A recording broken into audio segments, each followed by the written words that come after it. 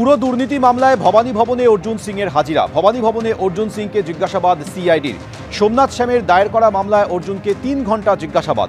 ভাটপাড়া পুরসভা ও সমবায় ব্যাংকে দুর্নীতির অভিযোগ। সমবায় ব্যাংকে 13 কোটি টাকার দুর্নীতি মামলায় জিজ্ঞাসাবাদ। অর্জুন সিং ভাটপাড়া পুরসভার চেয়ারম্যান থাকাকালীন দুর্নীতি হয় বলে অভিযোগ। প্রয়োজনে বিজেপি নেতাকে ফের জিজ্ঞাসাবাদ করা হবে বলে সিআইডি সূত্রে খবর।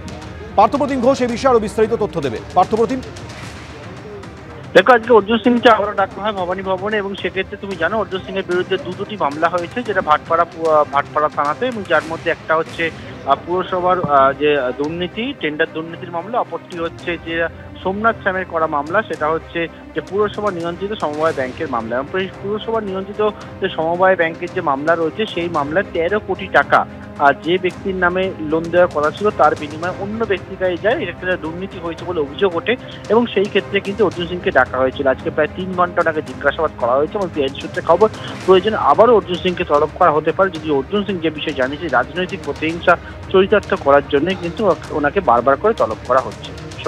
ধন্যবাদ পার্থপ্রতিম। অর্জুন সিং এর বিরুদ্ধে দুর্নীতির অভিযোগে তদন্ত চলছে, সিআইডি তাকে জিজ্ঞাসাবাদ করছে। আজ তিনি কি বলেছেন শোনাবো। তো দলদাস সিআইডি, মমতা ব্যানার্জি ভয় পাচ্ছেন। সিআইডি তরফ থেকে যে প্রথমবার আমাকে ডাকা হয়েছিল সেই 4 ঘন্টা আমার সময় নষ্ট করা হলো। আমাদেরকে বহুদিন ধরে মারার চেষ্টা করছে। আমাদেরকে মানে আমাকে তো বহুদিন ধরে মারার চেষ্টা করছে, তারপরে এখন এলওপিকে মারার চেষ্টা করছে। নানা রকম অজুহাত দেখিয়ে কোনো দিন দেখিয়ে কোনো গাড়ি অ্যাক্সিডেন্ট করিয়ে দেবে, কোনো দিন কোনো একটা অঘটন ঘটিয়ে, মানে একটা পরিকল্পনা আছে। তারা আতঙ্কের কোনো ব্যাপার নেই। মমতা ব্যানার্জির বিরুদ্ধে লড়তে গেলে সব রকম লড়াই জন্য প্রস্তুত আছে। আর সে তো আতঙ্ক থাকবেই, ওই কেমিক্যাল স্প্রে আতঙ্ক থাকবেই। কেন এর তো একদিনের মধ্যে সঙ্গে সঙ্গে তো কোনো রেজাল্ট পাওয়া যায় না, এর তো সময় লাগে। মানে কেন তৃণমূলে কি খেয়ে দিয়ে কোনো কাজ নেই? মানে কারণ কি তৃণমূল এগুলো ভাবছেই না। এগুলো যারা তৃণমূলের নাম ভাঙিয়ে কোনো প্রচারে থাকার চেষ্টা করেন, এসব তাদের বক্তব্য। তৃণমূল কেন করতে যাবে? মানে একটা কারণ থাকবে তো। যদি বুঝতাম যে উনি লোকসভায় জিতেছেন, তৃণমূলকে হারিয়ে দিয়েছেন, তৃণমূল রেগে আছে, তাতেও এটা তৃণমূল করে না। কোনো জায়গায় পিছিয়েও থাকে, সেখানেও তৃণমূল কিন্তু এই ধরনের মেরে ফেলবো, ওই করব তাই করব এগুলো করে না। এগুলো অন্য দলের কালচার, এসব সিপিএম এর ছিল, এগুলো অন্য রাজ্যে বিজেপি থাকতে পারে। কয়লা পাচার কাণ্ডে অভিযুক্ত বিকাশ মিশ্র ফের চাঞ্চল্যকর দাবি করলেন যে এই সরকার বেশি দিন চলবে না, আমি ফাঁস করব। 25 নভেম্বর আসানসোল আদালতে কয়লা পাচার কাণ্ডে ধৃত বিকাশ মিশ্র সহ 49 জনের বিরুদ্ধে সিবিআই মামলায় চার্জ গঠনের কথা ছিল।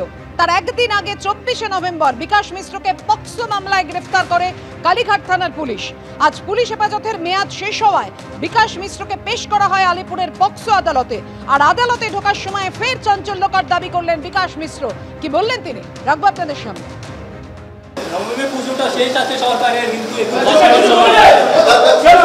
এই সরকার বেশি দিন চলবে না, কিন্তু এই সরকার বেশি দিন চলবে না, কিন্তু আমি ফাঁস করেই থাকবো। এই সরকারের আমি ফাঁস করেই থাকবো।